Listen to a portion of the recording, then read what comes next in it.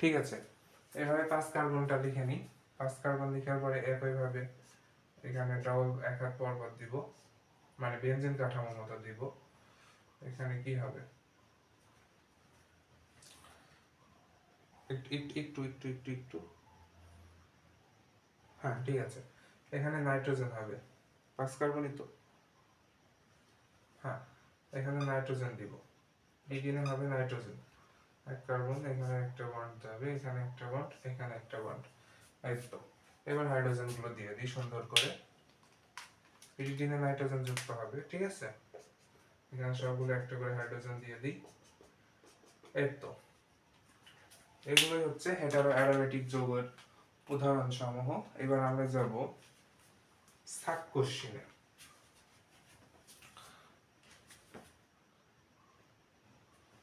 মানে প্রত্যেকটা আমি ছবি তুলে রাখছি, এটা পিডিএফ হবে, পিডিএফ আকারে ক্লাসের সাথে যুক্ত হবে।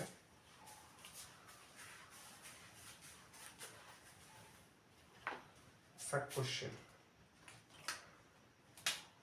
সাক টাইপ 2 সাক, টাইপ 2 সাক। সাক কোশ্চেনে কি, 1 নাম্বার, জৈব যৌগের শ্রেণী বিভাগ চিত্রিত করো বা চিত্রিত করো। 2 হেটারো অ্যালিসাইক্লিক ও হেটারো অ্যারোমেটিক, হেটারো অ্যালিসাইক্লিক ও হেটারো অ্যারোমেটিক যৌগের উদাহরণ সহ চিত্র আঁকো। এটা থাকবে সাব কোশ্চেন। দুটো আমি আলোচনা করেছি পূর্বের বোর্ডে। এবার আমরা এদিকে কি আছে একটু দেখি। বন্ধন প্রকৃতি আছে, তারপরে মনে হয় নামকরণ আছে, সমগোত্রীয় শ্রেণী। ঠিক আছে, আমরা জৈব যৌগের সূচনা এই পর্যন্তই রাখবো। এবার আমরা অ্যালকেনে চলে যাব। অ্যালকেনে জাস্ট আমরা কার্যকারীমূলক পড়ে শুরু করব। অ্যালকেন, এখন আমাদের নতুন টাইপ 3 অ্যালকেন। অ্যালকেনের যদি সাধারণ সংকেত বলি, অ্যালকেনের সাধারণ সংকেত CnH2n+2।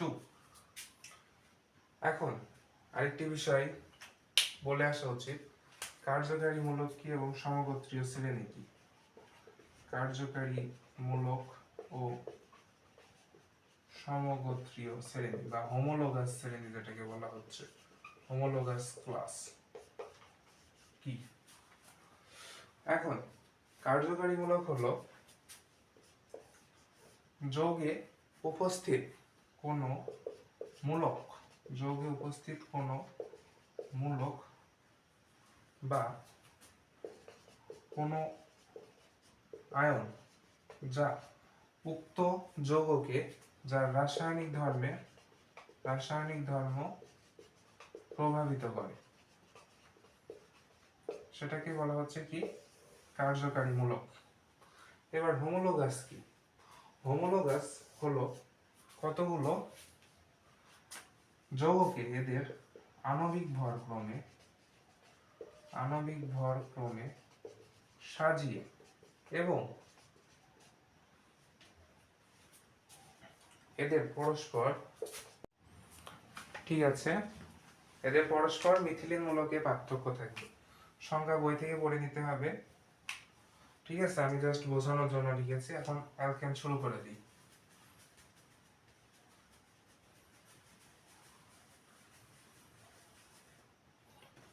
অ্যালকেন শুরু করার আগে দেখতে হবে অ্যালকেনে বিক্রিয়া সমূহ কি কি ঘটে। অ্যালকেনে বিক্রিয়া সমূহ ঘটায় তাপীয় বিক্রিয়া, অ্যালকেনে সংগঠিত বিক্রিয়া সমূহ, অ্যালকেনে সংগঠিত বিক্রিয়া সমূহ হয় তাপীয়, আইসোমারিজম বা সমানুকরণ, প্রতিস্থাপন এবং বিক্রিয়া হয় অপসারণ বিক্রিয়া, অর্থাৎ অ্যালকেনে বিক্রিয়া ঘটে এইগুলো। এখন অ্যালকেনের সাধারণ সংকেত যদি CnH2n+2 হয় এবং এদের ভিতরে একক বন্ধন বিদ্যমান থাকে, তাইলে যদি আমি একটা যৌগ লিখি CH3 C2 3 গুণে 6 হয়েছে অ্যালকেন, 3 3 6, আমি লিখেছি 2 কার্বন 2 2 4, হ্যাঁ আর একটা অ্যালকেন। অ্যালকেনে এখন প্রশ্ন সাব কোশ্চেন, অ্যালকেনে কার্যকারী মূলক থাকে না কেন? অ্যালকেনে কার্যকারী মূলক থাকে না কেন? এটা SW থাকবে, SW। অ্যালকেনে কার্যকারী মূলক থাকে না কেন, এটা SW থাকবে। ঠিক আছে, আমি একটু ধারণা দিই অ্যালকেনে কার্যকারী মূলক থাকে না কেন। অ্যালকেনের এই যে কার্বন কার্বন বন্ধন এবং হাইড্রোজেন হাইড্রোজেন বন্ধন, কার্বন কার্বন এবং হাইড্রোজেন হাইড্রোজেন বন্ধনের যে অনুপাত সেটা সমান থাকে, এই সমান থাকার কারণে যেহেতু কোনো একক বন্ধন থাকে না, তাই এই সিগমা বন্ধনটাই এর কার্যকারী মূলক হিসেবে ব্যবহার করা হয়, যা জৈব যৌগের অ্যালকেনের রাসায়নিক বিক্রিয়া নিয়ন্ত্রণ করে।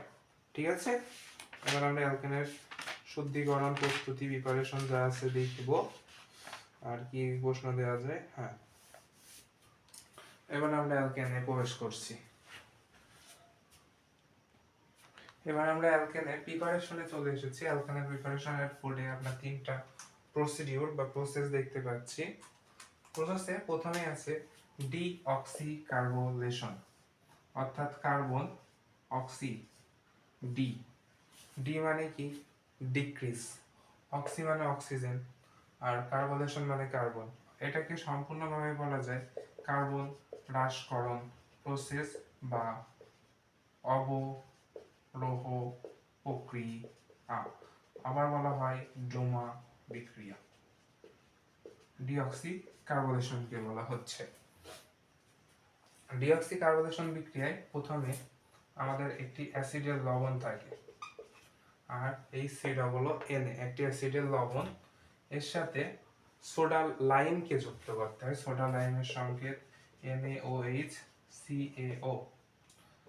নির্দিষ্ট পরিমাণ তাপমাত্রা, তাইলে এখানে উৎপন্ন হবে, আর এখানে C একটাই আছে জাস্ট, তাইলে এখানে উৎপন্ন হবে, যেহেতু কার্বন সংখ্যা কমছে তাহলে একটা আরই হবে, প্লাস আর Na2CO3 এবং CaO, এখানে এক কার্বনেরই উৎপন্ন হবে কি, এটা অ্যালকেন।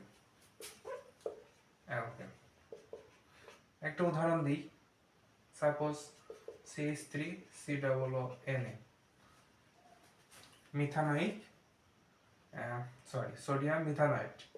সোডিয়াম মিথানয়েডকে আমি সোডা লাইমের সাথে যদি রিঅ্যাকশন করাই, তাহলে এখানে পাবো আমি CH4, অর্থাৎ মিথেন পাবো, আর বাদ বাকি যেটা আছে এভাবে এখানে ইনপুট আকারে বসে যাবে। ঠিক আছে, এখানে কার্বন সংখ্যা এক কমছে, যে এখানে কার্বন 2 কার্বনের একটা অ্যাসিড ছিল, এখান থেকে সোডা লাইম প্রক্রিয়া, অর্থাৎ ডিকার্বক্সিলেশন, তাই কি বিক্রিয়া লিখছি, ডিঅক্সিকার্বোলেশন লিখছি কেন, ডিকার্বক্সিলেশন বিক্রিয়া হবে। দাঁড়াও, হ্যাঁ ডিকার্বক্সিলেশন বিক্রিয়া, ডিঅক্সিকার্বোলেশন লিখছি, ডিকার্বক্সিলেশন বিক্রিয়া,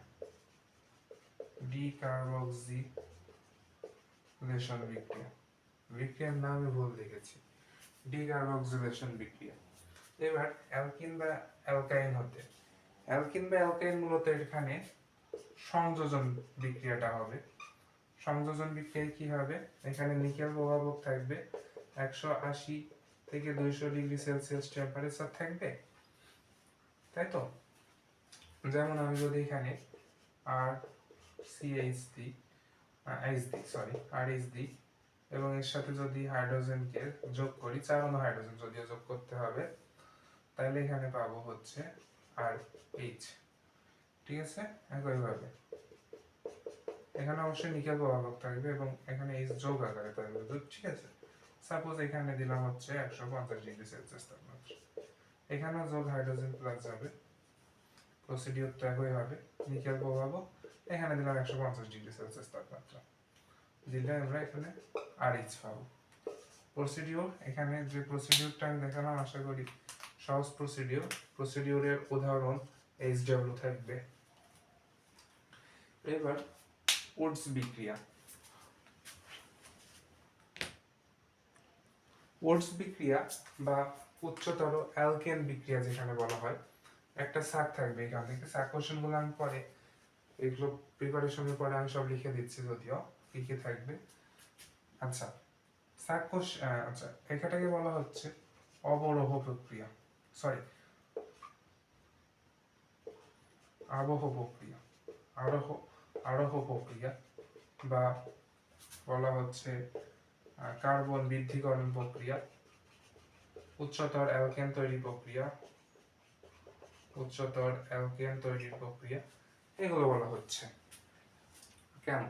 এখানে উডস বিক্রিয়াতে শুষ্ক ইথার C2H5O5 C2H5 এটাকে বলা হচ্ছে শুষ্ক ইথার বা ড্রাই ইথার বলা হচ্ছে, যদি বানান ভুল দেখলাম ইথার। এখন উডস বিক্রিয়াতে কি ঘটবে? উডস বিক্রিয়াতে ঘটবে হলো উচ্চতর অ্যালকেন তৈরি, উচ্চতর অ্যালকেন, হ্যাঁ উডস বিক্রিয়া তৈরি করার ক্ষেত্রে আমার এটা হচ্ছে শুষ্ক ইথার, এটা হচ্ছে প্রভাবক, প্রভাবক, প্রভাবকটা মুছে দিই, প্রভাবক বা ইন্ডিকেটর যেটাকে বলি আমি।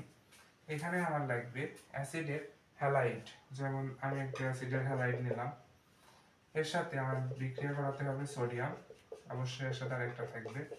এখন এখানে কি হবে? এখানে কার্বন আছে কয়টা? প্রথমটাই দেখেন একটা আছে আর বন্ড আর।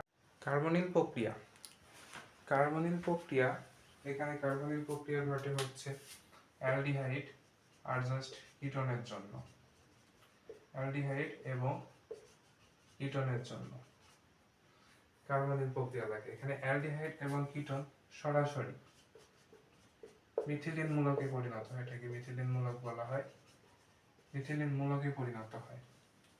ঠিক আছে, যেমন কার্বনিল বিক্রিয়া আমি যদি লিখি RCHOH, এটি হলো অ্যালডিহাইড, এগুলো ভাঙনকরণ সব দেখাবো।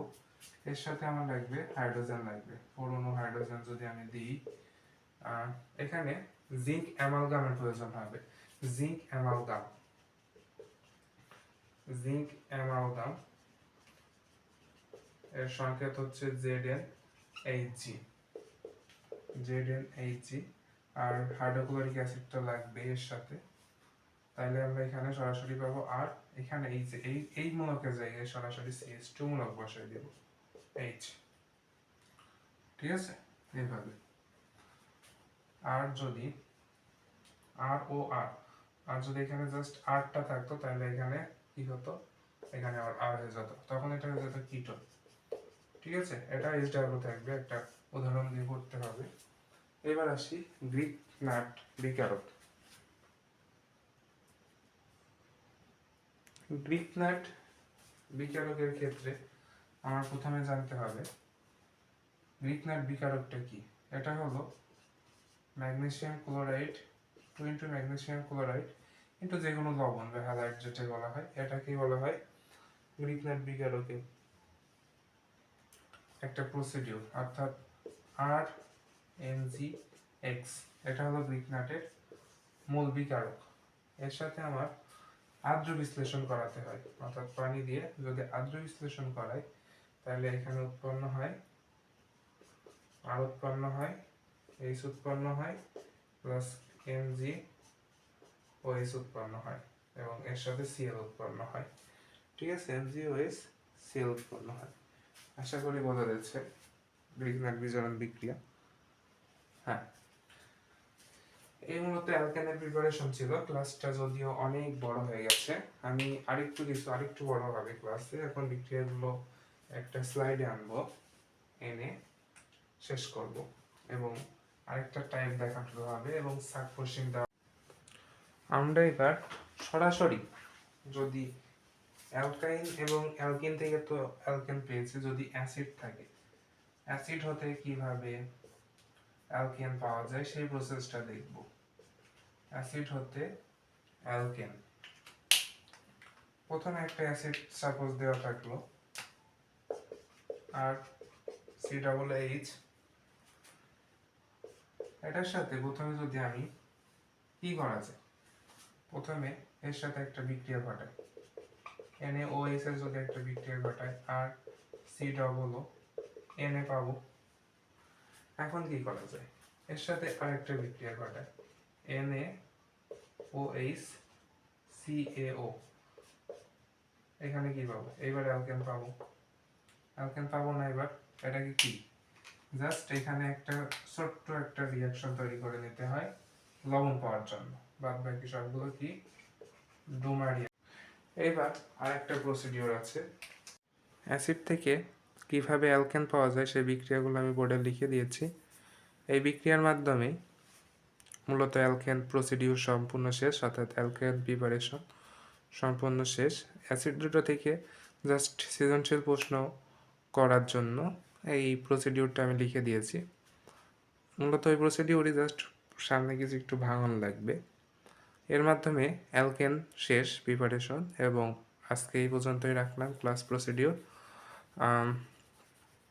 সবাইকে ধন্যবাদ। পরবর্তী ভিডিওর জন্য অপেক্ষায় থাকেন।